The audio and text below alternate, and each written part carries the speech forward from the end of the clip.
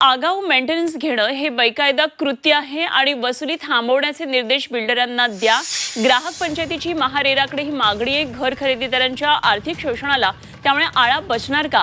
राज्यातल्या अनेक बांधकाम प्रकल्पांमध्ये घर खरेदीदारांकडून बिल्डर्स 1 ते 2 वर्षाचं आगाऊ देखभाल म्हणजेच मेंटेनन्स शुल्क हे वसूल करतात आणि ही वसुली बेकायदेशीर आहे। त्यामुळे ही वसुली करू नये असे निर्देश महारेरानं संबंधित विकासकांना द्यावेत अशी मागणी मुंबई ग्राहक पंचायतीनं केलेली आहे। महारेरानं हस्तक्षेप केला तर हजारो घर खरेदीदारांच्या आर्थिक शोषणाला आळा बसेल असं मुंबई ग्राहक पंचायतीचे कार्याध्यक्ष शिरीष देशपांडे यांनी सांगितलंय।